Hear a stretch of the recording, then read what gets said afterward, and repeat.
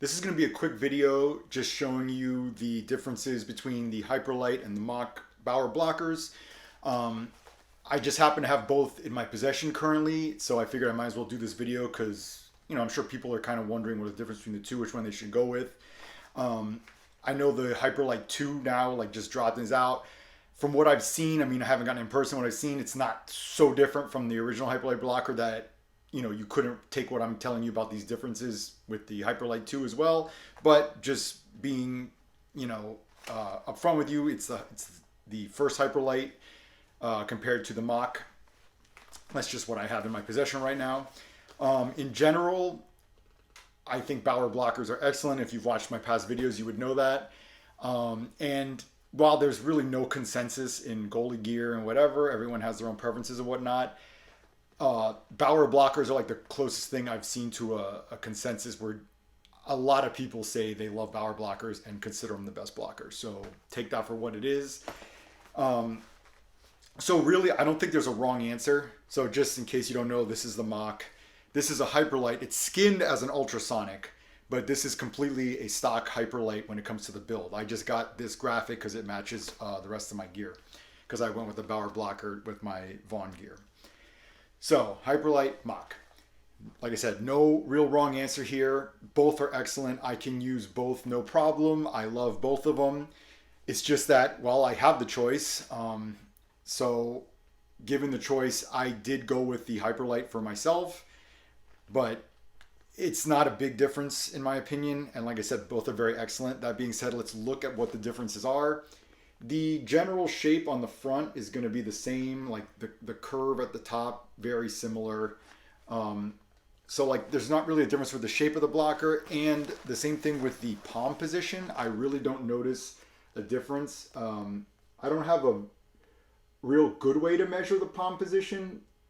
I just kind of look at it like this, and just from going how I feel when I wear it, I don't feel it's different. I don't feel like one's lower or higher than the other. They both seem basically kind of like a neutral palm position.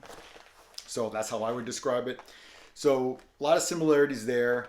Both, hard blocking surface that really pops the puck out. I really don't think there's any other blocker that shoots the rebound out more than a Bauer blocker does. So let's look at a little bit of the differences.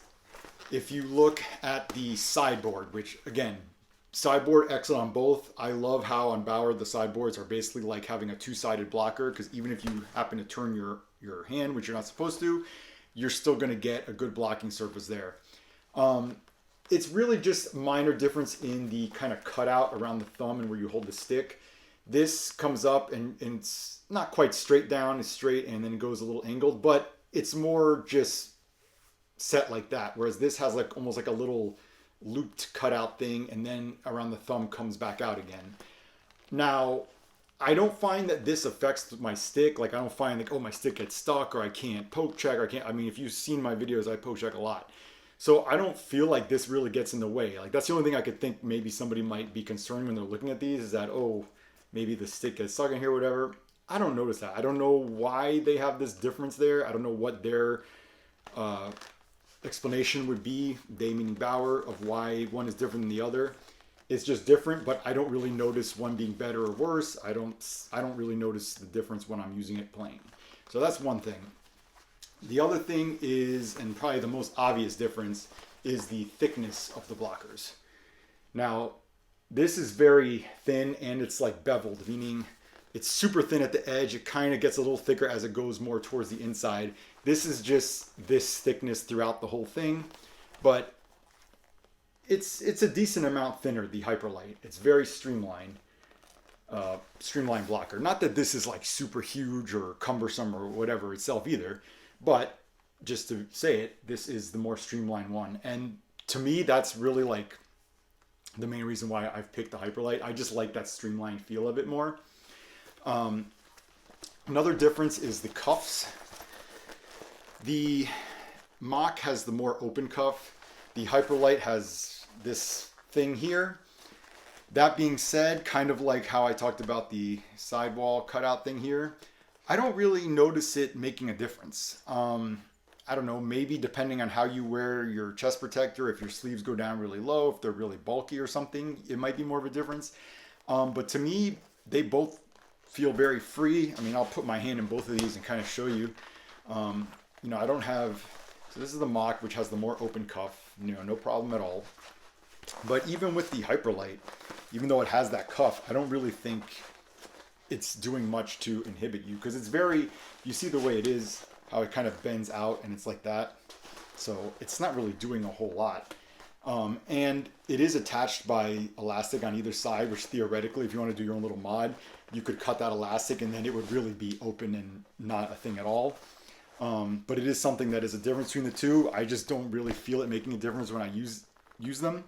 But I don't know, maybe you might feel different about it. Trying to think, you know, the palms are very similar. The finger protection is very similar, as you can see. The only other difference, and this was about the only thing I found surprising when I started looking into doing this video and talking about the differences. So I had never weighed these two blockers before. And if you asked me off the top of my head and just from using them, which one's a lighter blocker, I would have told you the Hyperlite. Now, maybe that's a trick of the mind and optics because it looks so thin. So in your brain, it's telling you like, oh yeah, that's the lighter one, right? So I actually weighed them and the Mach is actually lighter. Now, it's not a huge difference. It's 55 grams lighter. So this came in at 898 grams and this came in at 953 grams. So it's not like a huge difference, but this technically is lighter. Again, it's not something I really notice when I'm using it or anything. They both feel pretty light and streamlined and good and whatever. Like, there's, you know, they're not bulky, cumbersome, anything like that. But technically, this is lighter, if that really matters to you. In general, I don't think when we're talking about such minute weight, it's a big deal. But yeah, so that was a little surprising to me to find out that this was actually lighter. I mean, that's mainly it. Like I said, personally, my choice is the Hyperlite just because I do like the streamlined shape of it. But I could easily use this no problem. So like I said, there's really no wrong decision here, in my opinion. I don't think there's one thing that significantly outweighs the other when you're looking at the two blockers. They're just both really good blockers, and whatever, it's like 1A, 1B when it comes to what's the best blocker out there, in my opinion. You know, whichever one you like a little better, well, the other one is the second best blocker out there. Either way, I always recommend Bauer as the way to go for blockers.